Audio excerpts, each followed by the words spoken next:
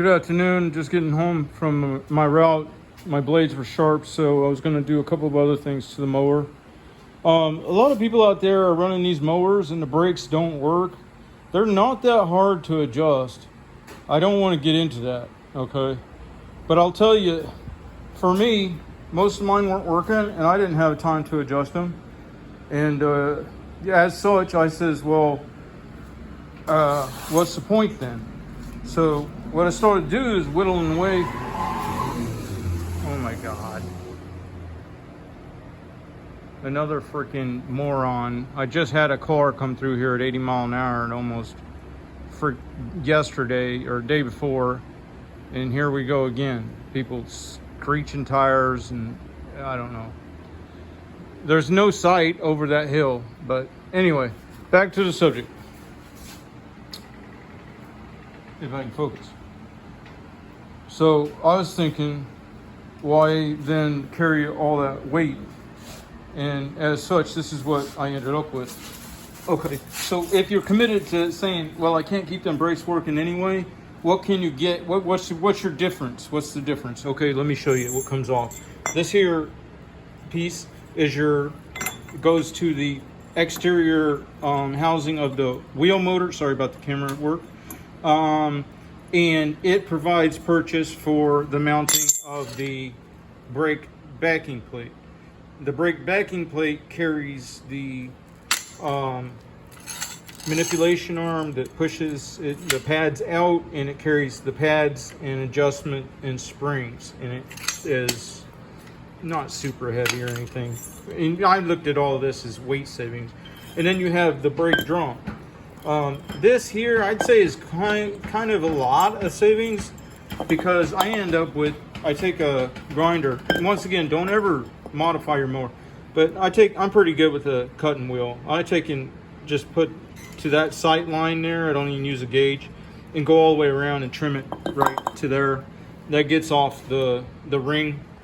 And then I've got a jig that I've made up where you put 2 studs through and 2 lugs, and then the angular cutter drill cuts these holes, and then that's as light as I can figure out how to make that.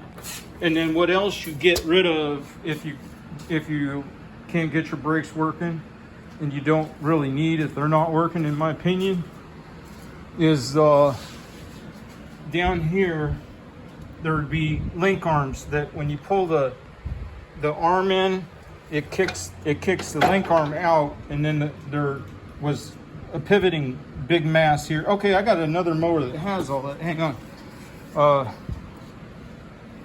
As a tip or trick, if you're going on vacation, put your mower up and take the wheels, put them at a different property or in the house in a closet or something. You just don't want to come back and not have your stuff. All right, so back to the subject. Here's one that has all that stuff. See, you can get rid of, I sliced this. Actually, all of that's gone, actually, from the back. Ah, shoot, dropped it. Actually, on that machine, it's all cut off from here, because I'm not running the battery. I'll get to that in just a second. So you get rid of these link arms. You get rid of this pivot plate. You get rid of this little link arm. And you see that all that articulation, that goes away if you were to do this. And like I said, I don't recommend that you modify your mower. And then, so you can kind of see the difference. Let me jump right back over. You see the battery, you see the battery tray, all that good stuff. And then you come over here, and basically there's a massive amount of nothing.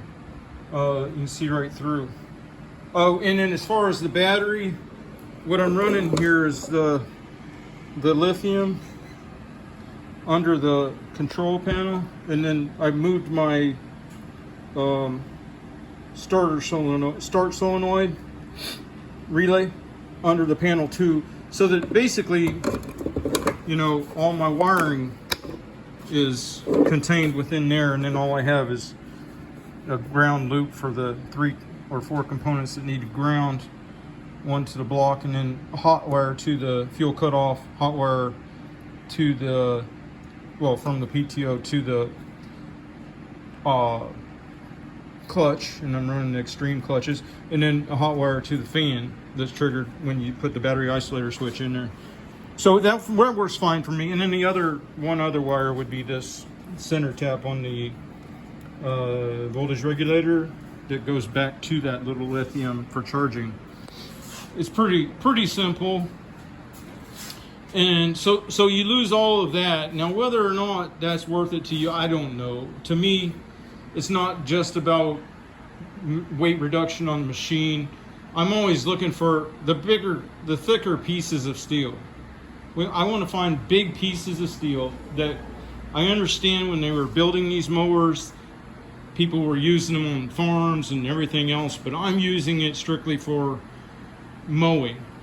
And as far as people that think something about safety and stuff, it's kind of like, why would the guy that's been mowing for 30 years have to use things that are put in place as safety measures for folks that have only just begun to mow? It makes no sense. Well, I ain't gonna say it's gonna make no sense, but why don't we start kids that want to become race car drivers out with Indy cars? You wouldn't, right? They start out with go-karts, right? And they work their way up. As their skill level increases, they get a machine that they can apply their skill to, and you start losing some of your safety measurements, but gaining ability. And then, so as such, I don't think that it's proper to have a mindset that what a novice would use, that everybody else should be regulated to be made to use those too. You know what I'm saying? Like if we were starting, you might want a guard on your string trimmer, and later down the line, once you learn how the string reacts and throws debris, and the best way to learn that again is get into one of them caged areas where the people let their dogs poop, and you'll learn really quick, how turning the head angle and everything changes your debris, things like that. But then when you lose the guard on the string trimmer, you can run lower RPM on the motor because your tip speed is higher because it's at a higher circumference, and you can get more done that way. Because then say you want to run full RPM and you've got that extra length, and that therefore the higher tip speed, that lets you walk at a faster pace and still have the same effect, and once your skill levels come up. So that's where I stand on it today. But there's a lot more other weight saving stuff here, and if you're going to try to save weight, then you start with the thickest pieces first if you can. I put weight back on it where I felt it was necessary, like the secondary foot lift here. But these forks were so massive and stuff, and every time I've seen them break, they're breaking up here, and that's usually from crews where people are jumping curbs and things like that, or they just don't care, or they're trying to push logs with the front tires. And I'm not trying to do that with this machine. I'm trying to get the best high performance mowing machine that I can create. So I'm trying to stick with pumps and wheel motors, and for reliability and for speed, etc. Now I think some of those things are changing now. I'm also, but at the same time, being full commercial chassis and everything else, I want to get the weight down to like closer to homeowner grade. And part of the reason is because I have the bug in me from growing up on a motorcycle ATV park for mowing, for one, because it was 600 acres and a good part of that needed mowed.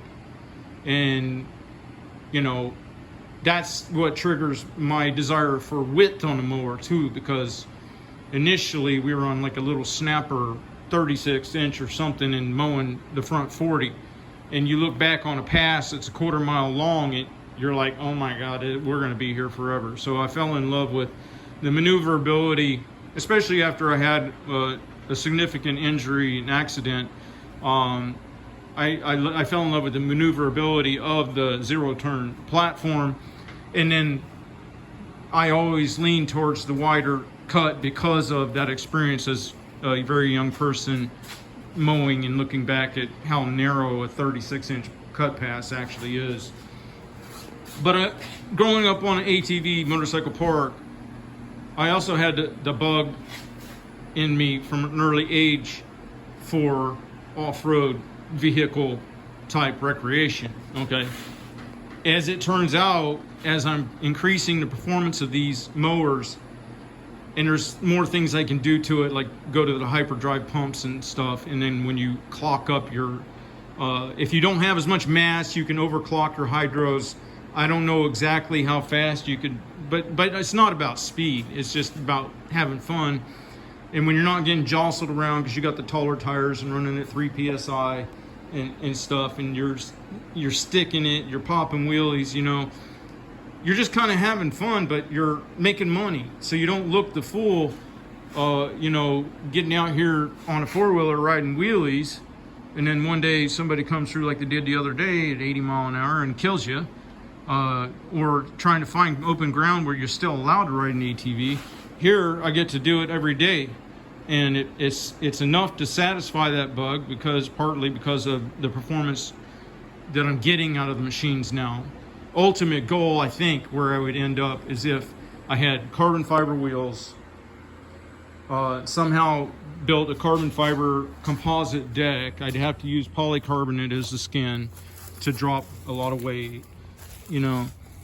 So carbon fiber for the structure and polycarbonate for the wear surfaces, because you can't blow the resin out of the carbon fiber, and hyperdrives overclocking the hydro pumps slightly with the big block, I don't know, 36 or something horsepower motor. As I'm working on this bumper, you can see I nibbled out, you know, a little window there, and then I'm at the beginnings of nibbling out a window here where I got to just now slice that and then use my flap wheel and touch it up. And then I think I'm going to put, you know, like they have on the flatbeds, they have two rectangular lights. I'm going to probably just make two windows that emulate that at a 40. Like I said, don't ever modify your mowers. Forgot to make the point that if this keeps me off of ATVs, and I'm getting older, so it's a good idea and there's less land to ride on, if it satisfies that little part of me, then that saves me the money of an ATV. It saves me the time and trouble of keeping one running.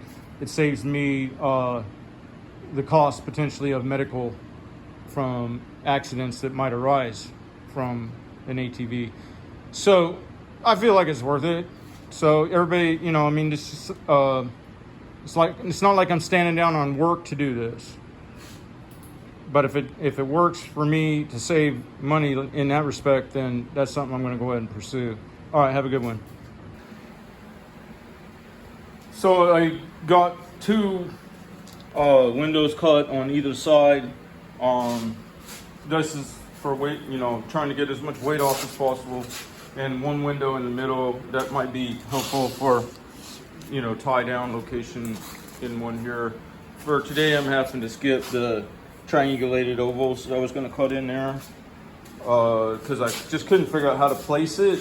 And kind of when I do these, I try to jig them up so that I can do it on other parts, you know what I mean? Like when I did the floor pans and swaged them. So, you know, those are not just, that's a certain pattern that I use, and when I raise that center of them, that gives traction.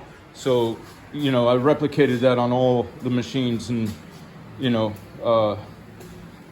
but so I wanted to take a little more time before I put the ovals, the diagonal ovals, and a little more thought into it. And then eventually I'm going to pull off this strut tire and put a diagonal oval here and here.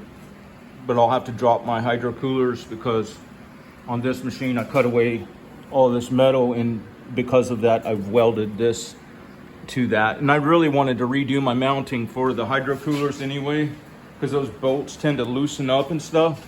And then when they can vibrate, they can wear through. So that was, you know, that was something, you know, these long bolts. Yeah, can't get, see that one's loose right now. That's just really not a good idea. I want to tack weld the top of the bolt there. And then when that tightens, there can only be one loose part, if any. And that, you know, but anyway, I'll fix all that up when I pull off the black piece. Now this black piece is missing a whole bunch of steel here too, but there's still more that could be missing. I think a big window could be cut here, and I'm not sure. Toying with the idea of cutting a rectangular, or actually a pretty much a square window right there. I think it could lose that much material and not compromise any structure. Basically just as to hang those tanks, 8 pounds per gallon. I think they're 5 gallon, no, 4 gallon. 4 and 8, 32 pounds is the weight it needs to support. So, you know, and then I want to do something different with this pan, the whole pan probably. If not, then I want to at least start windowing out that and take some weight off there. I do want to try to jig up. The first jig I made for cutting these forks then became useless because the new mag drill with the slower RPMs for the big bits, so it didn't smoke it, you know, because the tip speed. Then all of my little square pieces that were holding the drill base in place for the jig on that, they were no longer useful because the offset on the new mag drill was different. You know, the distance between, well, the back side is what I was jigging off. I just put little key stalks welded to a big steel plate, and then, but you see that distance was different when the new drill came in, which I'm not happy with the new drill because, yeah, I got variable speed, but now I got a weak magnet. So they always leave you wanting a little bit. These Chinese folks, man, they you know, the other one has a super strong magnet, but the tip speed's so ridiculous that you can't use it for nothing but little small bits. But anyway, I want to make up a new jig because even though I've got windows cut on this, I wouldn't mind having that little circle on the top too. You know what I mean? That's thick steel, and the more I take off on the thicker parts, the better off I am. So, and like I said before, don't ever modify your mower. This is not for everybody, for sure. All right, y'all have a good day.